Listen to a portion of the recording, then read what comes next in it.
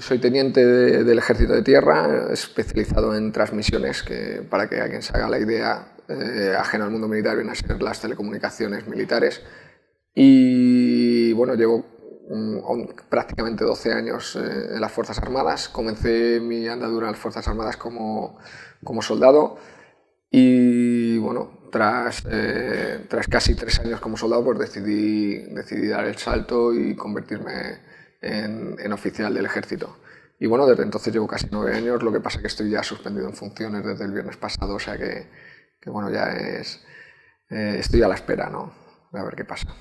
Yo creo que el libro lo que busca es dar una visión global de lo que sucede en las Fuerzas Armadas y que la mayoría de los ciudadanos desconocen, por lo que muchas veces hemos hablado, ¿no? Desde que se suprime el servicio militar, hay un corte del flujo de información desde el mundo militar al exterior, ¿no? El suprimir el servicio militar está bien desde el punto de vista de la profesionalización de las Fuerzas Armadas, pero una de las consecuencias negativas que tiene es esta, ¿no? Se corta ese flujo de información. De hecho, eso viene más acentuado o es acentuado porque al no tener libertad de expresión los militares, pues ese flujo todavía es cortado de forma más radical. De tal forma que al final, a día de hoy, las Fuerzas Armadas son un estado paralelo y completamente estanco al resto de la sociedad. Básicamente yo creo que lo que se han perdido es que en las Fuerzas Armadas no ha habido ninguna transición, ¿no? La sociedad civil a día de hoy está cuestionando la transición que se ha vivido, ¿no? La está criticando, yo creo, y quiere reformarla, ¿no? Yo creo que estamos viviendo un momento en el que la transición se ha terminado y estamos en una fase histórica en la que estamos buscando un nuevo modelo, ¿no? Bueno, pues las Fuerzas Armadas ni siquiera han tenido esa transición. Además es muy fácil de detectar, ¿no? Porque tenemos los últimos precedentes literarios de personas que hablan desde dentro o que han estado dentro y lo trasladan al mundo de la literatura. Pues estamos hablando de Ramón J. Sender con Imán, o Arturo Barea con La forja de un rebelde. Antonio Muñoz Molina ya lo que trata es diferente, es desde otra perspectiva, aunque tenga un valor literario enorme. Y desde entonces hasta ahora no hay nada, absolutamente nada. Entonces eso yo creo que ya es revelador de que algo sucede, ¿no? Porque que no hubiera nada hasta el año 75 es normal, pero que desde el año 75 hasta la actualidad prácticamente no haya ningún referente de literatura crítica hecha desde dentro es un problema. Y también viene acentuado por el suprimir el servicio militar, ¿no? Al final, muchos de los escritores que hay en la actualidad, si hubieran realizado el servicio militar, hubieran conocido lo que pasa en las Fuerzas Armadas y seguramente se lo habrían trasladado a la ciudadanía. Desde ese punto de vista yo creo que el libro, y es muy importante, viene a suplir ese vacío, porque yo creo que se ha perdido el conocimiento social de lo que pasa en las Fuerzas Armadas. Es decir, a nivel social se ha perdido ese conocimiento. Antes todo el mundo, si no era por un vecino, era por un amigo, era por su propio hijo, sabía lo que pasaba en las Fuerzas Armadas. Y a día de hoy ese conocimiento se ha perdido, con lo cual, si la sociedad no sabe lo que pasa en las Fuerzas Armadas, no se puede plantear reformarlo, ¿no? Pues yo creo que fundamentalmente, primero por una campaña de imagen que hay enorme, las Fuerzas Armadas, y de hecho porque las Fuerzas Armadas han intentado reorientarse mediáticamente, ¿no? Las Fuerzas Armadas hasta hace unos años han vivido de espaldas a la sociedad también, y la sociedad de espaldas a ellas, ¿no? Pero en los últimos años hemos visto cómo ha habido movimientos mediáticos muy importantes. Por ejemplo, la creación de la Unidad Militar de Emergencias, sin quitarle valor a lo que hacen, porque desde luego hacen un trabajo extraordinario, no deja de ser un movimiento político para acercar las Fuerzas Armadas a la ciudadanía, que no me parece mal. Pero claro, la función que hace la Unidad Militar de Emergencias a lo mejor se aleja mucho de lo que se puede considerar una unidad militar. Y luego, por supuesto, constantemente el bombardeo mediático de los militares que están en Navidades, alejados de sus familias. Es decir, esa valoración se debe a ese bombardeo mediático y también a que, en el fondo, las Fuerzas Armadas hacen un trabajo extraordinario, ¿no? Entonces, eso es lo que valora la gente. El problema que nosotros denunciamos, o que yo denuncio, no es que las Fuerzas Armadas no hagan un trabajo extraordinario, que lo hacen. O sea, yo encuentro muy merecido que las Fuerzas Armadas sean una institución valorada. Pero el problema que tenemos es que hay una cúpula militar, una casta, que dirige las Fuerzas Armadas por y para ellos. Y eso es lo que tenemos que cambiar, ¿no? Muchas veces se quiere confundir esta crítica, que yo creo que es una crítica muy positiva, con un ataque a la institución. y no es un ataque a la institución, ¿no? Sí es cierto que es un ataque a una cúpula militar que yo creo que es prácticamente un virus dentro de las Fuerzas Armadas, y luego lo podremos desarrollar más para que no parezca que es que soy sensacionalista al hacer este tipo de declaraciones, pero es así, ¿no? Son una serie de seres que absorben todo lo que pueden, todos los recursos que pueden de las Fuerzas Armadas y los utilizan para su bien, no para el bien de la sociedad, ¿no? Pues vamos a ver, para que nos hagamos una idea, y además yo creo que estadísticamente se puede demostrar, tenemos a 41.000 soldados en las Fuerzas Armadas, que son un tercio, porque el volumen total son 130.000, es decir, solo 1 de cada 3 militares es soldado. Bien, si seguimos avanzando en la estadística y nos damos cuenta que tenemos a 52.000 cuadros de mando, es decir, hay más mandos que soldados, pues eso nos vuelve a revelar que tenemos un problema. Y si seguimos avanzando y nos damos cuenta que el ejército chino tiene a 190 generales para 2,3 millones de militares, y los españoles tenemos 270 generales, es decir, 80 más que los chinos, para 130.000 militares, pues tenemos un problema. Entonces, ¿qué es lo que ocurre? Que esta casta, que se ha estado reproduciendo y ha estado controlando las Fuerzas Armadas y manejándolas a su antojo, como si fueran suyas, se demuestra también estadísticamente. ¿Por qué?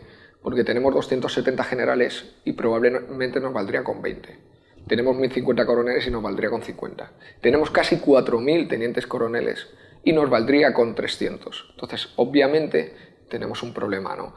Y este dato estadístico lo demuestra. Es decir, el excedente de oficiales que tenemos es tan enorme de esta casta que demuestra que no han mirado por la institución.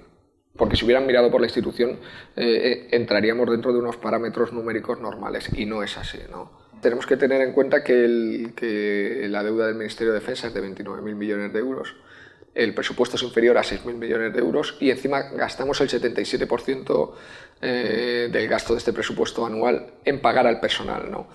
Pero ¿qué es lo que ocurre? Que nos encontramos con unos señores que nos sobran, que son todos estos oficiales de los que he hablado antes, que tienen un coste enorme a nivel de retribuciones, pero que a nadie se le olvida, además tienen un coste enorme a nivel de formación a lo largo de su carrera militar. Es decir, el coste de formación de un coronel o de un general es enorme porque tiene que hacer un curso de Estado Mayor, tiene que hacer cursos universitarios, cursos de posgrado, cursos de niveles de idiomas. En fin, cuando este señor acaba su formación, ha supuesto un coste al Estado, a la ciudadanía, enorme, y sin embargo acaba mandando una residencia militar. ¿Qué es lo que ocurre? Que para que puedan sobrevivir esta casta militar, ¿vale?, y puedan seguir ganando el dinero que ganan y siendo el número que son, ¿cómo lo solucionan? Pues consiguiendo que los soldados estén en sobre todo el militar temporal, estén en una situación de precariedad y de indefensión jurídica enorme, que gane poco dinero y que además se pueda prescindir de él cuando se quiera. Y tenemos una prueba, es decir, con todos estos números que he dado, que prácticamente hablan de una pirámide invertida, el Plan Visión 2025 de hace 2 años lo que pretendía era expulsar a otros 10.000 militares más de tropa, cuando en los últimos 5 años ya se han expulsado a 10.000 militares más de tropa. Entonces, oiga, ¿qué vamos a tener? ¿Un ejército de 30.000 soldados y 130.000 componentes? Entonces, oiga, no sé quién va a ir a la guerra. Es una locura, ¿no? ¿O quién nos va a defender? Es que es una locura, esto no tiene ningún sentido, ¿no? Y además esta factura la pagan los ciudadanos, ¿eh? Eso es algo que yo creo que no se debe de olvidar. Yo lo que me he encontrado, la verdad, es que la justicia militar, y sé que cuando hago una declaración muchas veces puede sonar sensacionalista, pero yo creo que cuando la termino de explicar, pues la gente se da cuenta de que no es así. Yo digo que sentarse delante de un juez militar, salvo contadas excepciones que las hay, es sentarse delante de un trilero, un señor que está moviendo las bolas a su antojo y que va a salir lo que él quiera que salga. Entonces, claro, la justicia militar no puede estar impartida por trileros, ¿no? Eso es algo que tenemos que solventar. ¿Por qué? Vamos a ver, hace poco, en esta última semana, han condenado a un soldado por llamar franquista a su coronel. Y le han condenado a 6 meses de cárcel. ¿Está bien que un señor llame franquista a su coronel? No, es obvio que no. ¿Debe de ser sancionado por ello? Sí. Pero oiga, 6 meses de cárcel, del primer hasta el último día, se me antojan probablemente demasiados. Bien, pero es que el teniente coronel Ayuso, del Cuerpo Jurídico Militar y además juez, dijo que en un programa de una televisión dijo que la Constitución era bastarda, ¿no? Y que además renegaba del rey. Entonces, ¿qué es lo que ocurre? Que, claro, yo los llamo trileros, pero es que entonces si no son trileros, tenemos un problema. Porque si no son trileros, yo entonces la conclusión que saco de estas sentencias es que es más grave insultar a un coronel que insultar a la Constitución y al rey. Entonces, claro, yo eso no me lo puedo creer, ¿no? Entonces, una de dos, o ellos mandan el mensaje de que es más grave insultar a su casta militar que a la Constitución y al rey, o nos encontramos con una serie de señores que son unos trileros que lo que hacen es que imparten la justicia a su antojo, ¿no? Sí, sí, por supuesto, me tiene a mí en el punto de mira. O sea, el trilero ahora está moviendo ahí las bolas y yo ya sé lo que me va a tocar, ¿no? Es una tómbola trucada, ¿no? Lo que pasa que al final estamos hablando de... Es algo que no podemos olvidar. Estamos hablando del siglo XXI y de Europa. Y estamos hablando de encerrar a una persona y expulsarle de su trabajo por escribir un libro y por contar lo que todos los militares saben. Es decir, el libro se han vendido ya más de 10.500 ejemplares, han salido otros 5.000 más, es decir, tenemos en la calle 15.500 ejemplares que probablemente se van a vender. Y yo creo que eso está ratificando lo que sucede. De hecho, hay un matiz que no podemos olvidar en todo el procedimiento que yo estoy llevando. Primero, el matiz en sí mismo de las faltas graves que se me imputan faltas graves porque afectan a la disciplina militar. No porque yo esté hablando de ninguna falsedad o ninguna calumnia, no, porque afectan a la disciplina militar. ¿Por qué? Porque es obvio que todo lo que yo estoy diciendo es demasiado argumentado, empezando por estadísticas y por resoluciones judiciales, como para decir que es mentira. Entonces, como lo que yo digo no es mentira, me acusan de que afecta a la disciplina militar. Pero oiga usted, si lo que yo digo que es muy grave no es mentira, y usted me quiere condenar a mí porque el contarlo afecta a la disciplina militar, digo yo que el hacerlo afectará más todavía a la disciplina militar. Entonces, si usted quiere encarcelarme, pues me encarcele, pero encarcele también al resto de señores. Y por otro lado, el expediente gubernativo para expulsarme de las Fuerzas Armadas está basado única y exclusivamente en un libro. Oiga, es una novela de ficción. No sé, yo cuando vaya dentro de poco delante del jurídico, pues me sentaré y le diré, mire, si usted quiere, yo le puedo dar las direcciones físicas o postales de los personajes, por si quiere interrogarlos. Porque claro, es decir, esto es una locura, ¿no? También narro un asesinato y yo creo que no he matado a nadie, bueno, que yo sepa. Es una locura, ¿no? Una persona en el siglo XXI. Esto de verdad es infame y yo espero que España y Europa respondan como tienen que responder, ¿no? Si las faltas graves prosperan hasta 6 meses de encierro en un centro disciplinario, si el expediente gubernativo por escribir una novela prospera, me expulsarán de las Fuerzas Armadas, y si el fiscal considera que he cometido un delito, pues me imputará un delito de hasta 6 años de cárcel. Yo creo que obviamente yo creo que es un problema muy serio para toda la ciudadanía el que esto se perpetre al final, ¿no? Me parece infame. Y yo espero que al final impere la cordura, pero creo que van a tener que ser los ciudadanos los que reclamen esa cordura, ¿no? El problema, uno de los grandes problemas que hay en las Fuerzas Armadas, es que en el momento en el que te conviertes o eres una voz discordante, en ese mismo momento eres perseguido. O sea, el único objetivo es acallarte, como sea. O sea, entonces a mí me han prohibido desayunar con mis compañeros. He tenido que comer solo en un comedor de 300 personas porque nadie se ha atrevido a comer conmigo, sabiendo que si comían conmigo, bueno, las represalias podían ser terribles, ¿no? Han prohibido a mis compañeros, desde que yo no estoy en el trabajo, hablar del libro y hablar de mí en horario de café. Que yo creo que cualquiera que recapacite sobre esta prohibición se dará cuenta de lo aberrante que es lo siguiente, les van a prohibir pensar en el libro. Es que creo que es una locura, ¿no? O sea, nos encontramos... Pero es que además, en el parte por falta grave, hay un señor, capitán, que yo no sé cómo pudo firmar eso, porque es totalmente aberrante, que informa sobre mi conducta para que ésta sea corregida. ¿Y qué es lo que informa? Que en horarios de café a mí han venido mis compañeros a preguntarme por el libro y les he respondido. Como si ello fuese malo. Oiga, mire, yo en horario de café hablo de lo que me parece, y más cuando viene la gente a preguntarme. Entonces, me parece gravísimo, o sea, me parece un hecho... realmente ese escrito, que eso lo ha firmado una persona, me parece que esta persona, una de dos, o su sentido común ha quedado muy limitado desde su ingreso en las Fuerzas Armadas, o desde luego estamos hablando de una auténtica atrocidad. No creo que haya ninguna persona en el mundo civil que pueda concebir que se le sancione a alguien por hablar de un libro que ha escrito y que le están preguntando cuando está tomándose un café con sus compañeros, ¿no? O sea, me parece una locura. Efectivamente, la cúpula militar, de hecho, hace poco un compañero, un conductor, me contaba que mientras conducía y llevaba al general, pues el general estaba hablando del libro, ¿no? Y lo que decía es que aquí no, todo lo que se cuenta en ese libro es mentira, ¿no? Y lo decía además como con mucho desprecio.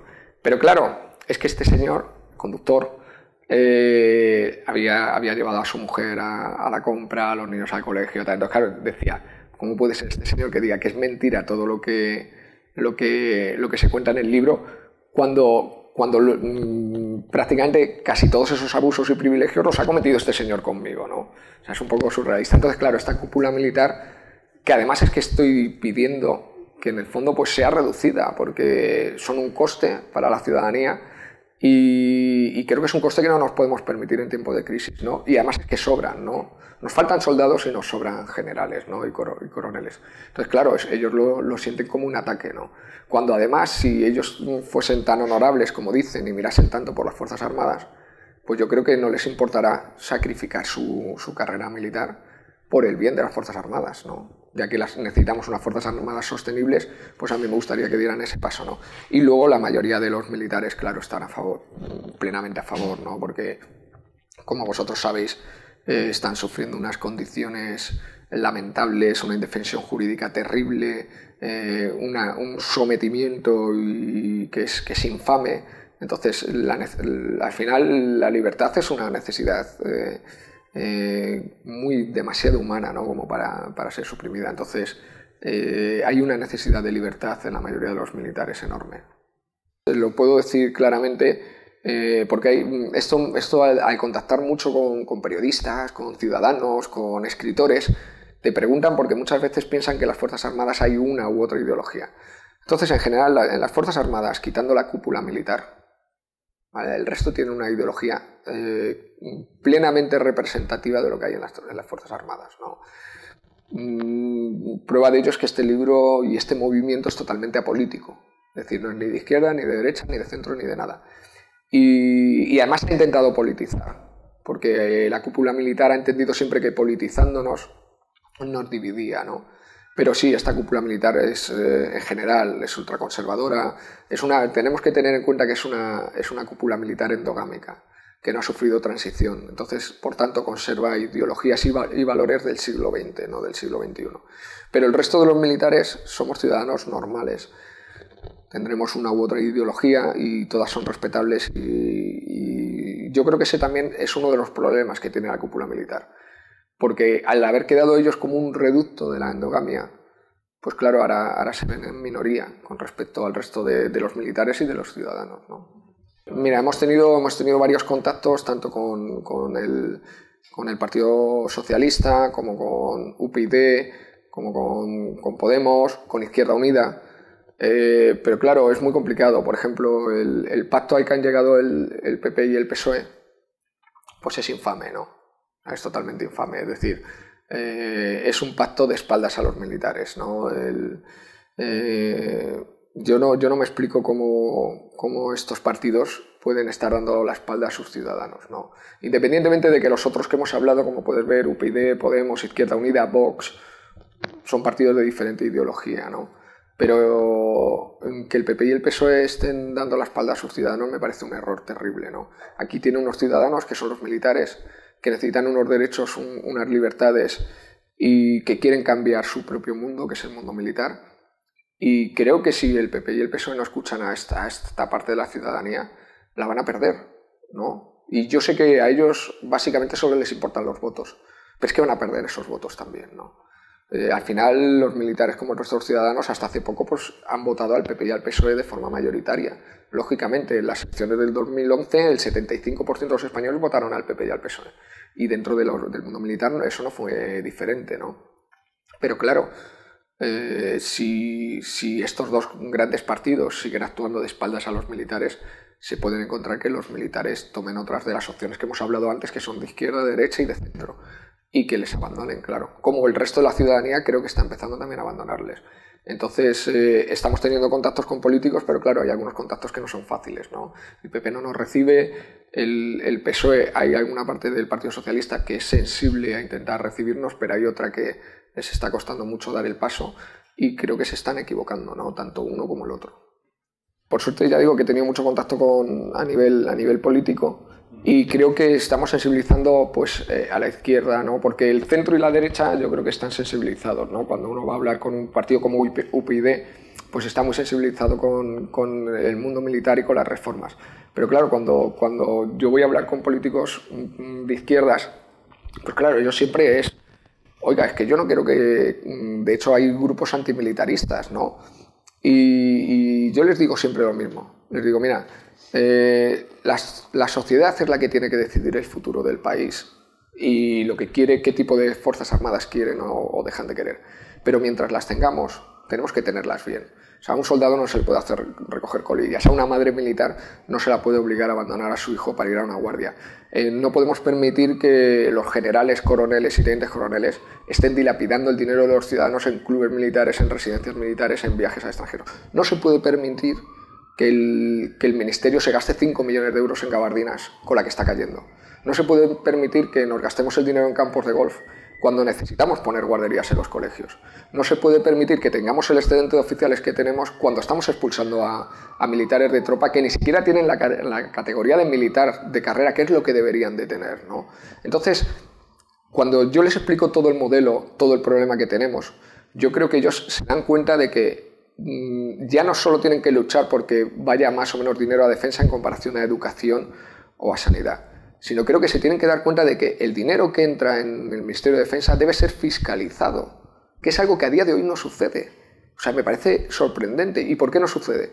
Pues porque esta parte de la izquierda vive de espaldas a las Fuerzas Armadas. Porque a lo mejor no quiere Fuerzas Armadas, y es respetable, cada uno puede querer lo que quiera, pero mientras las tengamos, vamos a intentar que sean modernas y que cumplan la función que tiene que cumplir. Yo creo que de verdad creo que es un error, porque además lo único que consiguen es que efectivamente se esté dilapidando el dinero de las Fuerzas Armadas. Su dinero también, porque el dinero es de todos, ¿no?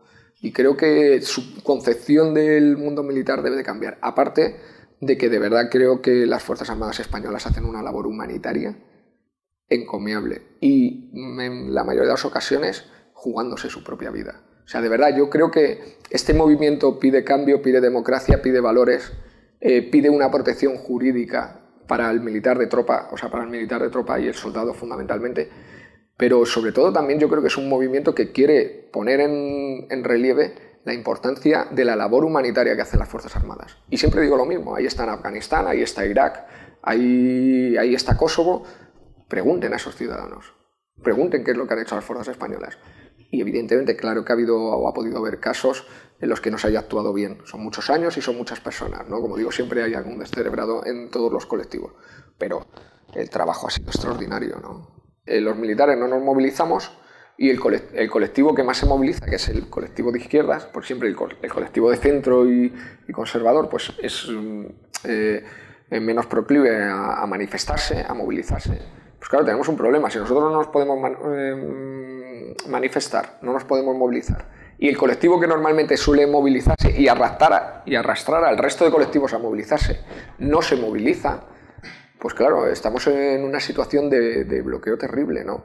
Y sí que necesitamos mucho que la izquierda, lo primero, se movilice y lo segundo, nos vuelvan a querer y se den cuenta de que igual que los bomberos hacen un trabajo extraordinario, los militares también lo hacen, ¿no?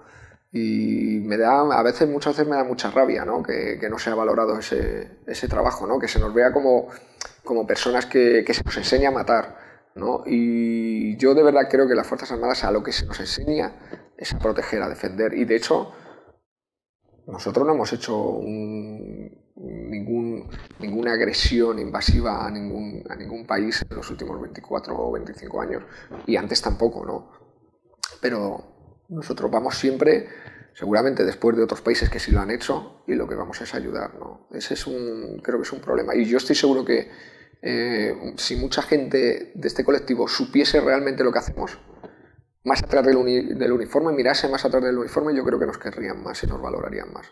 El no fiscalizar ese dinero Es lo que le está dando fuerzas a estos coroneles y estos generales, primero para reproducirse como setas, y lo segundo, pues para consumir todo ese dinero que no va a defensa, o sea, a educación y sanidad, lo están gastando estos señores a su libre albedrío, sin que nadie los fiscalice. Entonces creo que esa es una de las primeras necesidades, claro que sí, fiscalizarlos. Y no sé, si yo fuera un ciudadano, querría saber a dónde va hasta el último céntimo que se gastan las Fuerzas Armadas y en cualquier otro ministerio, ¿eh? Porque ahora mismo yo creo que es un movimiento, el de solicitar la transparencia, que está cundiendo mucho en la sociedad, ¿no? El militar es un colectivo más y los militares tienen que tener todos los derechos que tiene cualquier otro ciudadano, quitando el único, pues el de la reserva de los secretos que puedan afectar a la seguridad nacional, ¿no? Pero quitando esa revelación de secretos, por lo demás somos un ciudadano más. Derechos todos, manifestarnos cuando queramos, libertad de expresión cuando queramos. ¿Qué es lo que ocurre? Que tenemos asociaciones, pero es que, oiga, no necesitamos asociaciones, necesitamos sindicatos, que es lo que hay en cualquier otro colectivo, ¿no? La policía o cualquier otro colectivo. Y a partir de ahí, evidentemente, yo creo que esa apertura va a ser muy importante de cara a todo lo que hemos hablado antes, ¿no? De la transparencia, de la fiscalización del gasto, de muchas cosas. Pero sí, sin embargo, lo que tenemos son unas asociaciones terriblemente mermadas en su capacidad de maniobra y completamente perseguidas. A día de hoy el presidente de AMTM, Antonio, está en un centro disciplinario por tercera vez en un año. Jorge Bravo, el año pasado, de AUME, estuvo en un centro disciplinario también un mes y un día por hacer un comentario, vamos, apelando al sentido común de cualquier persona. Y tenemos un problema muy serio, ¿no? Ya digo que se nos ha engañado, ¿no? Yo creo que a la ciudadanía se le ha engañado, ¿no? En este periodo de transición yo creo que se le ha engañado, pero a los militares nos han engañado, ¿no? Los militares nos han vendido la moto, entre comillas, que es que no podemos tener libertad de expresión, no podemos tener derecho de manifestación por una cuestión de disciplina. Y eso es falso, eso es falso. Oiga, yo creo que me manifiesto aquí, digo lo que pienso, que puede gustar o no gustar, pero oiga, yo soy completamente disciplinado. O sea, a mí ahora mismo me llaman en mi unidad y me piden que haga lo que sea, y yo voy a cumplir mis órdenes, es decir, una cosa no quita la otra. Y ahí tenemos dos ejemplos muy claros. Uno es la Policía Nacional, que yo no creo que sea un cuerpo disciplinado, que obviamente tienen sus defectos y sus virtudes, como cualquier otra institución, y que seguramente necesiten una reforma, pero como digo, siempre es una reforma del siglo XXI, no nosotros, que es una reforma del siglo XX. Y luego tenemos otro ejemplo muy claro, es el ejército portugués. Oiga, que el ejército portugués se manifiesta cuando le viene en gana, intervienen en la sociedad y hacen lo que consideran oportuno. Y por último, un tercer ejemplo del que no he hablado antes, pero que se puede hablar, es en Alemania. Ha habido un militar que se ha presentado a las elecciones, pero vestido de militar, un candidato más a las elecciones europeas. Oiga, mire, una cosa no tiene que ver con la otra. Se puede tener derecho a manifestación, libertad de expresión y ser muy disciplinado. ¿Cuál es el problema? Que eso tiene un coste. ¿Cuál es el coste? Pues que no puedes seguir maltratando a la tropa, no puedes seguir expulsando a la tropa, mientras tú, como casta militar o cúpula militar, te estás reproduciendo como hongos y estás consumiendo los recursos de la ciudadanía. ¿Por qué? Porque en el momento en que haya libertad de expresión y derecho a manifestación, a esos 10.000 señores, cuando los echas a la calle, van a salir a manifestarse. Y no porque los echen, sino porque los echen y encima resulta que los que sobran son los coroneles, los generales y los tenientes coroneles. Es decir, eso se le va a contar a la ciudadanía. Y eso es lo que no se quiere, por eso me quieren callar. Porque no quieren que la ciudadanía conozcan todos estos datos, que además están a disposición de todo el mundo, ¿no? La disciplina, efectivamente, es el gran engaño del que hablábamos antes. La disciplina no es sumisión. Ser subordinado no es ser servil o un siervo, ¿no? Son cosas muy diferentes. Es decir, son conceptos en los que la raya muchas veces se difumina o es muy estrecha, ¿no? Y es muy fácil traspasarla, ¿no? Entonces a nosotros nos han engañado, ¿no? El concepto que nos han vendido de disciplina realmente no es disciplina, ¿vale? El concepto que nos han vendido de disciplina, como muchos otros conceptos y valores que nos han engañado completamente, el concepto de disciplina que nos han vendido realmente, si lo analizamos en profundidad, lo que busca no es la disciplina, sino la sumisión absoluta, ¿no? El silencio absoluto, que nadie se entere, ¿no? El vivir en las mazmorras y en la oscuridad del siglo XX, ¿no? Eso no tiene nada que ver con disciplina, ¿no? Es un concepto muy lamentable. Es como, por ejemplo, la vocación militar, ¿no? Que parece que que los únicos que tienen vocación militar son la casta militar, ¿no? La cúpula militar, estos coroneles y generales. Pero claro, uno analiza y piensa, ¿no? Y dice, bueno, a ver si la mayoría de los coroneles están mandando piscinas, residencias militares y sitios así en los que trabajan de 8 a 2, se pegan una vidorra espectacular, ganan un dinero increíble, viajan por Europa a precios ridículos, organizan las comidas que quieren, ahí está la comida del 23F, yo la organizo porque me da la gana con mis amigos y porque quiero, dentro de un cuartel, lo cual no debiera de ser legal, como mínimo eso debe de ser una falta grave, ¿no? Utilizar medios militares para fines particulares. Pero bueno, es el hijo de ese coronel o de ese general, ¿qué vocación tiene? O sea, ¿cuál es esa vocación que nos están vendiendo? ¿El qué? El vivir también en una residencia militar, el mandar a una residencia militar, el hacer lo que te dé la gana en ella, el disponer del dinero de los ciudadanos y gastártelo lo que te dé la gana. ¿Esa es la vocación militar? Pues oiga, mire, la vocación militar es la del hijo de un soldado, el hijo de un sargento, ¿no? Que cuando ve que su padre está en zona de operaciones y se está jugando la vida, le pegan un tiro o por intentar mejorar un poco el mundo y después lo que se encuentra es que lo echan a la calle o lo maltratan o tiene una baja psicológica, y en las Fuerzas Armadas tener una baja psicológica es que te humillen ya el resto de tu vida y quedar marcado, ¿no? O tienes una depresión y nadie te ayuda, ¿no? Porque hay una tasa de divorcios y de suicidios en las Fuerzas Armadas terribles y nadie ayuda a este colectivo, ¿no? Porque la vida militar es muy dura.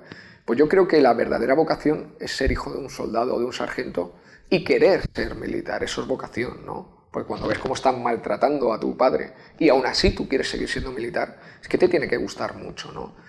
Pero vamos, el querer estar en una piscina militar al sol con un mojito y viéndolas venir, desde luego a mí eso no me parece una gran vocación militar, ¿no?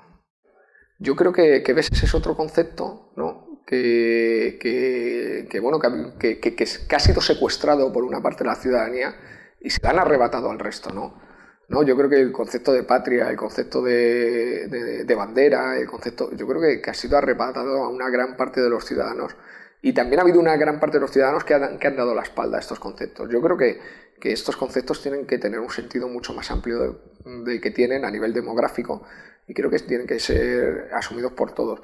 Yo sinceramente creo, igual que he hablado antes de la vocación, yo creo que la mayoría de los militares, como todos los ciudadanos, somos patriotas, claro que sí, pero no es un patriotismo rancio, no es un patriotismo de imposición, no es un patriotismo de sentimiento. Además, hay muchos militares de estos 10.000 militares que hablábamos antes que han expulsado en los últimos 5 o 6 años, que a pesar de haber sido expulsados de ser civiles, después vienen y a mí ahora me están comprando un libro y me piden que se lo firme, ¿no? Y ya están trabajando en otras cosas, ¿no? O sea, ese sentimiento de esa persona que ha servido en las Fuerzas Armadas es un sentimiento increíble. O sea, increíble, eso es algo que no se olvida nunca. Entonces, claro, a mí me duele mucho cuando pues, hay una parte que dicen que es que lo que yo hago es antipatriota. Mire, antipatriota, ¿vale? O anti-español o anti lo que queramos llamarle, es mirar para otro lado mientras se despilfarra el dinero o mientras se humilla a los soldados o mientras se maltrata a las madres militares. Eso sí es antipatriota. O sea, esos señores sí que se tendrían que mirar al espejo y les tendría que dar vergüenza. Sobre todo les tendría que dar vergüenza toda esa cantidad de medallas que tienen en su solapa y que deberían de pensar cómo las han ganado. ¿Y a quién se las han arrebatado? ¿A base de qué? Y tendrían que mirar su nómina todos los días cuando van a mandar esa residencia militar. Y esa gente sí es antipatriota y les tendría que dar vergüenza. Porque realmente el que ellos vayan a trabajar como jefe de una residencia militar, una piscina militar, por el salario por el que ellos lo hacen, están impidiendo que haya 2 o 3 soldados que puedan servir en las Fuerzas Armadas. Entonces, si son tan patriotas que de los 270 generales, 250 dimitan. Si son tan patriotas que de los 1.050 coroneles se vayan 1.000. Y si son tan patriotas, de los 4.000 coroneles que se vayan 3.700. Porque sobran, porque numéricamente sobran. Entonces, si tal es su patriotismo que ellos dicen que España está por encima de todo, que se vayan. Que se vayan y nos hagan un favor a todos. Porque seguramente con ese dinero conseguiremos que las Fuerzas Armadas sean más sostenibles económicamente. Y le harán un favor a España enorme. Así que bueno, yo desde aquí les invito a que den un paso patriótico y abandonen las Fuerzas Armadas. Yo por primera vez percibo ilusión. Es algo que no había percibido. Yo creo que que durante mucho tiempo no hemos tenido esperanza, ¿no? Yo creo que hemos sido un colectivo que hemos estado tan sometido y tan humillado. Yo he recogido colillas, porque me las han mandado cuando he sido soldado. Y además es que hemos llegado después, porque que nadie se olvide, vivimos en una dictadura del siglo XX, ¿no? Y claro, cuando tú te das cuenta de que no hay ningún canal que eso lo pueda solventar, cuando te das cuenta que la justicia militar no te puede ayudar, que no hay unos asuntos internos reales a los que puedas acudir, que la sociedad o una parte de la sociedad tampoco te quiere escuchar, pues por todo este tema que hablábamos antes del desafecto hacia las Fuerzas Armadas. Cuando vas a los medios de comunicación y hay algunos que tampoco te quieren escuchar, pues claro, eso crea una situación de desesperanza. Y de verdad hay casos verdaderamente dramáticos, como digo antes, que a una madre la obliguen a abandonar a su hijo menor, que además es un delito. Pues me parece que esa persona tiene que pasar un calvario, ¿no? Porque tiene que decidir entre el trabajo o abandonar a su hijo. Pero es que si pierde el trabajo, ¿cómo va a dar de comer a su hijo? Oiga, mire, ha habido un clima de desesperanza y de desesperación terrible, ¿no? No quiero hablar ya de los militares que se han suicidado, porque yo no sé vosotros, pero yo de mis compañeros de universidad no conozco a nadie que se haya suicidado, ¿no? De mis compañeros militares conozco a muchos que se han suicidado. ¿Por qué? Porque la vida militar es muy dura. Entonces, ya no quiero hablar de esas familias que han debido pasar un calvario. ¿Y todo por qué? Porque resulta que sus hijos han caído en depresión, que es una depresión de lo más normal del mundo, que está estudiado el estrés postraumático, que es que no estamos inventando nada, y que en todos los ejércitos del mundo, o en casi todos, se cuida, y resulta que aquí en España quien cae en esa depresión lo que se le hace es que se le humilla y se le machaca hasta que se va a su casa, ¿no? Entonces, oiga, sumando todos estos elementos, pues tenemos un colectivo que de verdad lo está pasando muy mal y que de verdad está gritando y pidiendo auxilio al resto de la sociedad, ¿no? Y me parece que por primera vez en muchísimos años, como colectivo, primero tenemos sentimiento como colectivo y segundo tenemos esperanza como colectivo. Es decir, creemos que podemos solventar algo de verdad. O sea, creemos que podemos de verdad modernizar estas Fuerzas Armadas. Yo me he encontrado a muchísimas personas que han venido llorando a las presentaciones, llorando, ¿no? El libro nos da una plataforma enorme. Cada ejemplar que vendemos y vamos subiéndose en las listas de venta, que ya estamos en prácticamente todas las listas de venta, estamos en el top 10, ¿no? Eso te da una plataforma mediática increíble, porque aunque pueda haber medios de comunicación que te censuren, si tú estás vendiendo libros, va a llegar un momento en el que estás rompiendo esa barrera, ¿no? Y en el que ya no les queda más remedio que entrevistarte o que preguntarte, ¿no? Ya no pueden decir que ese libro no existe, ¿no? Que es lo que parece ahora, ¿no? Que hay determinados medios que parece que el libro no existe, ¿no? Entonces va a llegar un momento en el que tienen que hablar del libro sí o sí, ¿no? Y esa es la excusa para que podamos hablar de otras cosas, ¿no? Yo creo que además tiene dos partes muy diferenciadas, que es la primera mitad es una primera mitad en la que se combinan varias historias de varios personajes, efectivamente, en el que bueno, pues se puede ver la entrada de los militares por primera vez o de ciudadanos en el ejército, lo que sienten cuando se hacen militares. Y se combina con otra parte que es pues, la de un militar ya que está luchando contra los juicios militares, contra la institución que quiere cambiarla. Y la de un sargento pues, que también está totalmente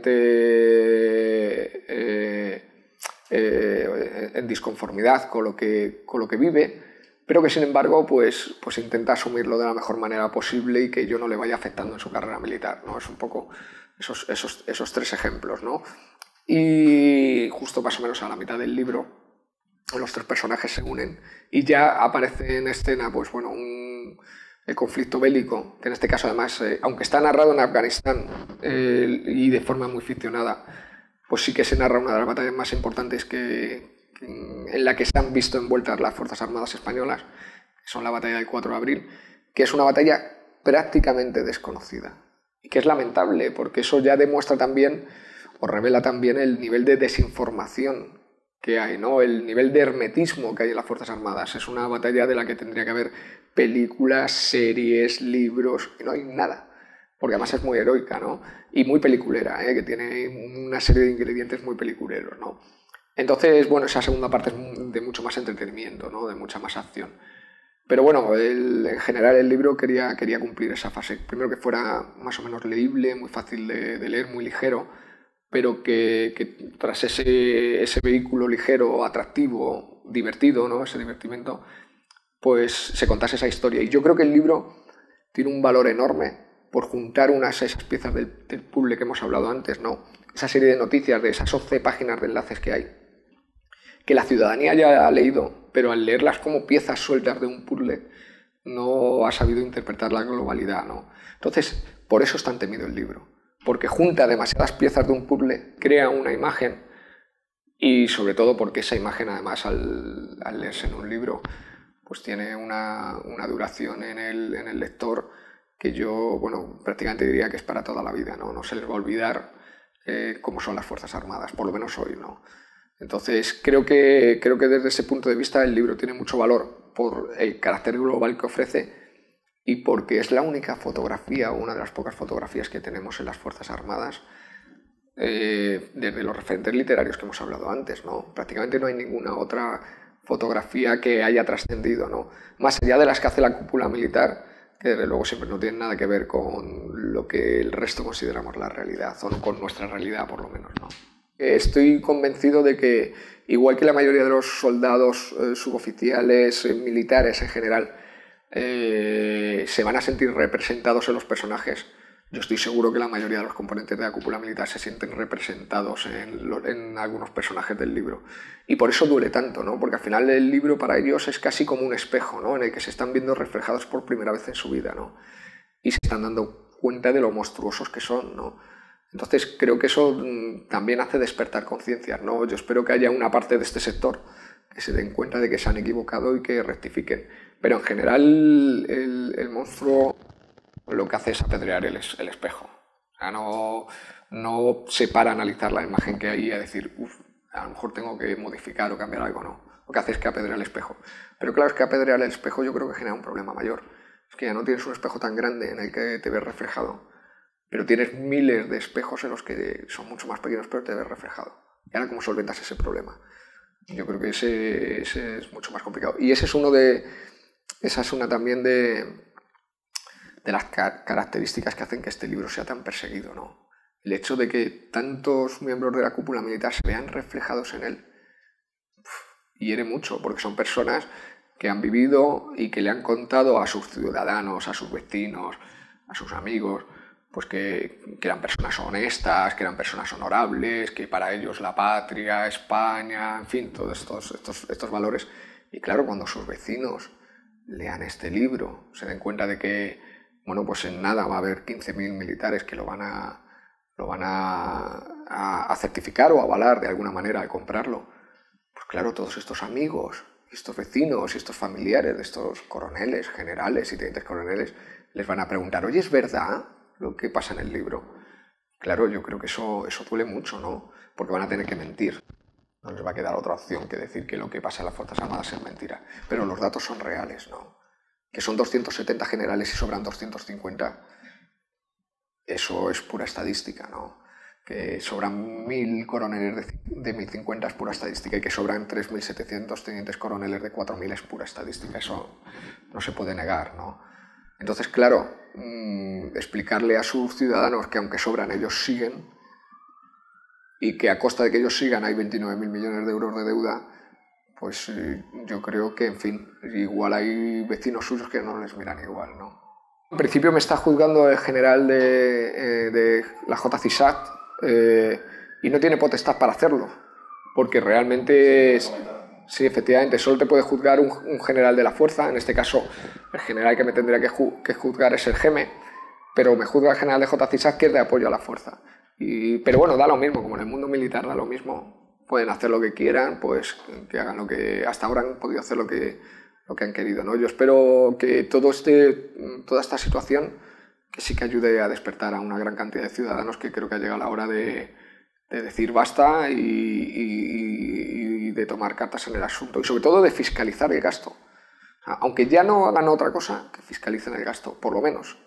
Que no sigamos viendo los cachondeos que vemos en todos los cuarteles con las partidas presupuestarias. O sea, es que es lo único que yo creo que ya está bien, ¿no?